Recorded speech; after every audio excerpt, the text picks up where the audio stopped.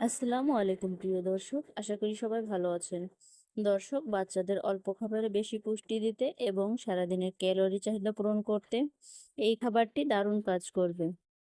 দর্শক, বাচ্চাদের খাবার রেসিপি আজকের পর্বে থাকছে বাচ্চাদের জন্য সকালের একটি হেলদি নাস্তার রেসিপি। দর্শক, বাচ্চারা যদি সকালের নাস্তা পরিপূর্ণ ও পুষ্টি সম্পূর্ণ করে করানো হয়, তাহলে সারাদিনের পুষ্টির চাহিদা অনেক অংশ পূরণ হয়ে যায়। আর এই কথা আমার না, পুষ্টিবিদরা বলে থাকে। আর তাই আপনাদের সাথে তেমন একটি নাস্তা রেসিপি শেয়ার করছি। আশা করছি আপনাদের কাছে ভালো লাগবে। তো এখন কথা না বাড়িয়ে চলে যাচ্ছি মূল রেসিপিতে। প্রথমেই আমি একটা মুরগির ডিম নিয়ে নিচ্ছি। এই রেসিপিটা আপনারা 8 মাস থেকে 5 বছর বয়সী বাচ্চাদের খাওয়াতে পারবেন। তাই 8 মাস থেকে 10 মাসের বাচ্চার জন্য আপনারা এখানে শুধু ডিমের কুসুমটি নিয়ে নেবেন। আর 10 মাস থেকে 5 বছর বয়সী বাচ্চাদের জন্য এখানে পুরো একটা ডিম নিয়ে নেবেন। বাচ্চাদের সারাদিনের পুষ্টির চাহিদা পূরণ করতে তার প্রতিদিনের খাবার তালিকায় একটি হলেও ডিম রাখা প্রয়োজন। কারণ পুষ্টিবিদরা বলেন, ডিম হচ্ছে বাচ্চাদের জন্য আদর্শ ও সুপারফুড। এই ডিম বাচ্চাদের উচ্চতা ও স্মৃতিশক্তি বাড়ায়। এক কথায় বাচ্চাদের জন্য ডিম খুব উপকারী ভূমিকা পালন করে। ডিম ফেটিয়ে নেওয়া হয়ে গেলে এখানে দিয়ে দিচ্ছি 1 কাপ পরিমাণ স্বাভাবিক তাপমাত্রায় থাকা লিকুইড গরুর দুধ। যে বাচ্চাদের খাবারে এখন পর্যন্ত গরুর দুধ যুক্ত করেননি, তারা এখানে বিশুদ্ধ খাবার পানি ব্যবহার করবেন। তারপর মিশিয়ে নিচ্ছি 1 চা চামচ পরিমাণে চালের গুঁড়ি। এখানে আপনারা চালের গুঁড়ির পরিবর্তে আটা অথবা ময়দাও দিতে পারেন। আমি আবারও প্রতিটি উপকরণ খুব ভালো করে মিশিয়ে নিচ্ছি। এমনভাবে মিশিয়ে নিতে হবে যেন কোনো দানা না থেকে যায়। এবার চলে আসলাম চুলায়। চুলায় একটা প্যান বসিয়ে দিয়ে দিলাম সামান্য পরিমাণে ঘি। আপনারা এখানে ঘিয়ের পরিবর্তে বাটার অথবা অলিভ অয়েল তেলও ব্যবহার করতে পারেন। আর চাইলে স্কিপও করে যেতে পারেন। এরপর এই মিশ্রণটি দিয়ে দিব। দেওয়ার আগে প্রতিটি উপকরণ ভালো করে নেড়েচেড়ে মিশিয়ে প্যানের মধ্যে দিয়ে দিব। দর্শক, আপনারা আপনার বাচ্চার চাহিদা অনুযায়ী সব উপকরণ নিয়ে নেবেন। তারপর চুলার আঁচ মিডিয়ামে রেখে এগুলো ঘন ঘন নেড়েচেড়ে রান্না করে নেব। আর অবশ্যই একটু ঘন ঘন নেড়ে নিব। তা না হলে কিন্তু চালের গুঁড়ি ও ডিমের মিশ্রণটি দলা পেকে যাবে। তারপর যখন এমন ঘনত্বে চলে আসবে, মানে একদম ঘনও না আবার একদম পাতলাও না, মিডিয়াম অবস্থায় যখন চলে আসবে, তখন এটা ভালোভাবে সিদ্ধ হয়ে যাবে। এ পর্যায়ে আবারও একটি পুষ্টিকর উপকরণ অ্যাড করব। আমি এখানে নিয়ে নিয়েছি একটি কলা। আপনার বাচ্চা যতটুকু খেতে পারবে ঠিক সেই পরিমাণে আপনারা নিয়ে নেবেন।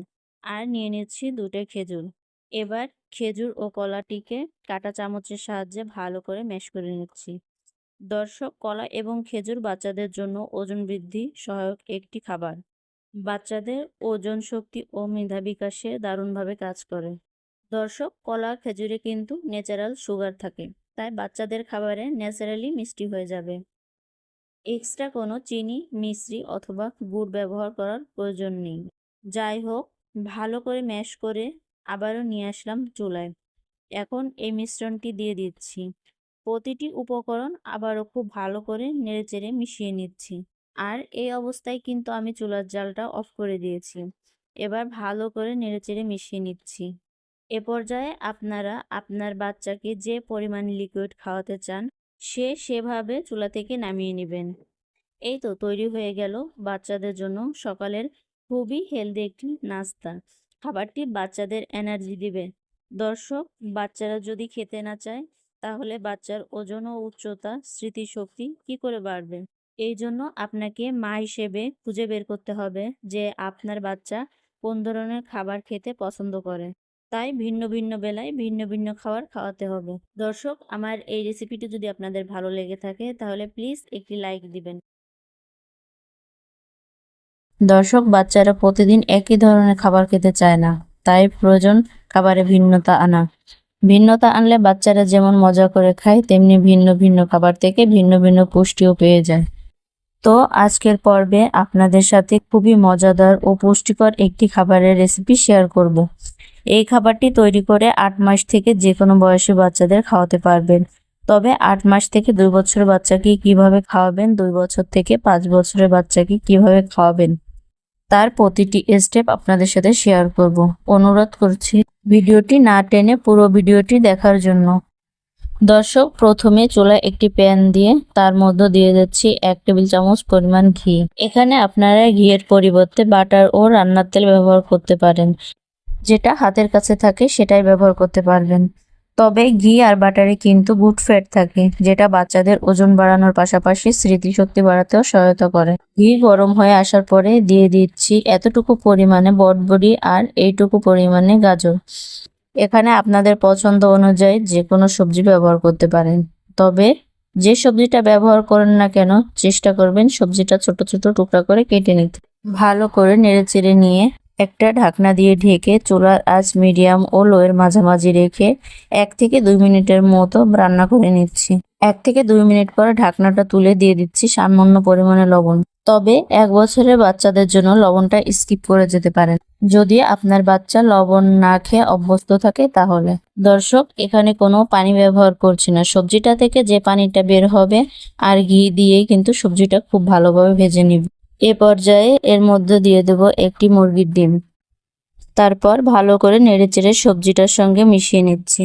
এখানে আপনারা যে কোনো ডিম ব্যবহার করতে পারবেন। এ পর্যায়ে 2 থেকে 3 মিনিটের মতো ভেজে নিচ্ছি। এবার অন্য একটা প্লেটে তুলে নিব।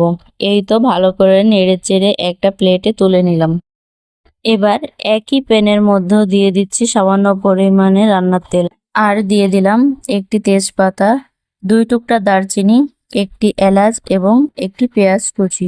এবার পেঁয়াজটাকে হালকা বাদামি করে ভেজে নিচ্ছি, অর্থাৎ পেঁয়াজটা যখন নরম হয়ে আসবে এ পর্যায়ে দিয়ে দিব পোলার চাল। এখানে পোলার চালের পরিবর্তে আপনি কিন্তু রান্নার চালও ব্যবহার করতে পারেন। চালটাকে ভালো করে ধুয়ে পানি ঝরিয়ে নিয়েছি। দর্শক, যে বাচ্চাদের গ্যাসের সমস্যা রয়েছে এবং কোষ্ঠকাঠিন্যের সমস্যা রয়েছে তারা এখানে পোলাও চাল বাদ দিয়ে রেগুলার ভাতের চাল ব্যবহার করতে পারবেন। চালটা ভাজতে ভাজতে যখন গায়ের পানি শুকিয়ে আসবে এ পর্যায়ে দিয়ে দিব 1.5 কাপ পরিমাণের নর্মাল বিশুদ্ধ পানি। আমি যেহেতু ভাতটা ঝরঝরে এবং একটু শক্ত রাখবো তাই আমি এখানে 1.5 কাপ পরিমাণে পানি দিয়েছি। তবে যে বাচ্চারা গিলে খেতে অভ্যস্ত নয়, অর্থাৎ যে বাচ্চারা চিবিয়ে খেতে পারে না, তাদের ক্ষেত্রে এখানে 2 কাপ পরিমাণে পানি দিবেন। এ পর্যায়ে ঢাকনা দিয়ে ঢেকে 7 থেকে 8 মিনিটের মতো রান্না করে নিলাম। এরই মধ্যে কিন্তু দেখুন পানিটা শুকিয়ে আসছে, ভাতটা ভালো করে হয়ে গেছে, অল্প একটু পানি রয়েছে। এ পর্যায়ে এর মধ্যে দিয়ে দিচ্ছি ভেজে রাখা সবজিটা।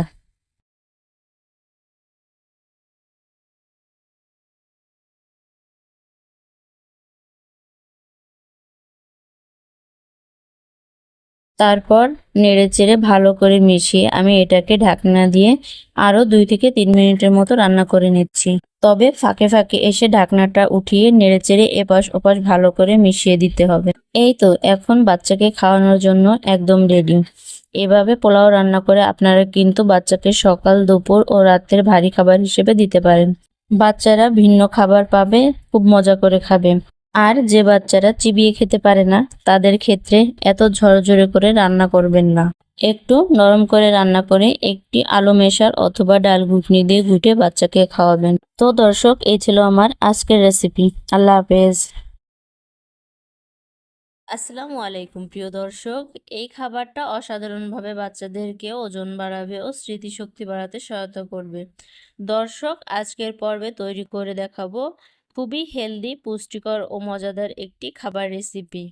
তো এই খাবার রেসিপিটি তৈরি করে আপনি আপনার বাচ্চাকে 10 মাস থেকে 5 বছর বয়সী বাচ্চাদের খাওয়াতে পারবেন। তো চলে যাচ্ছি মূল রেসিপিতে। এখানে প্রথমে আমি নিয়ে নিলাম পরিমাণ মতো চিড়া, আর আমি এখানে লাল চিড়া নিয়েছি, আপনারা চাইলে সাদা চিড়াও নিতে পারেন। এরপর চিড়াগুলোকে এইরকম একটা চালনির সাহায্যে চেলে নিলাম। দেখুন এখান থেকে কিন্তু কিছুটা ময়লা বের হচ্ছে। এরপর আমি চিড়াগুলোকে নর্মাল পানি দিয়ে খুব ভালো করে ধুয়ে নিচ্ছি। এটাকে একটা সাইডে রেখে দিচ্ছি, এতে এক্সট্রা পানি ঝরে যাবে। এরপর নিয়ে নিচ্ছি এখানে একটি মুরগির ডিম। ডিমটাকে খুব ভালো করে একটা চামচের সাহায্যে ফেটিয়ে নিয়ে চলে যাচ্ছি চুলায়। এবার যে হাঁড়িতে রান্না করব সেই হাঁড়িতে ধুয়ে রাখা চিড়াগুলোকে দিয়ে দিচ্ছি। এবার দিয়ে দিচ্ছি এখানে 1.5 কাপ পরিমাণে গরুর দুধ। দর্শক, যে বাচ্চারা গরুর দুধ খায় না তাদের ক্ষেত্রে নর্মাল বিশুদ্ধ পানি ব্যবহার করবেন।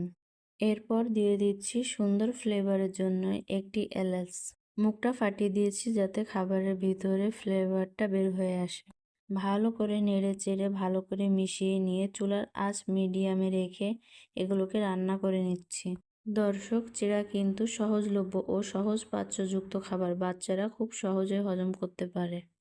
এছাড়া চিড়ায় কিন্তু অনেক পুষ্টিগুণ ও স্বাস্থ্য উপকারিতা রয়েছে। দর্শক, চিড়া রান্না হতে কিন্তু বেশি একটা সময় লাগে না।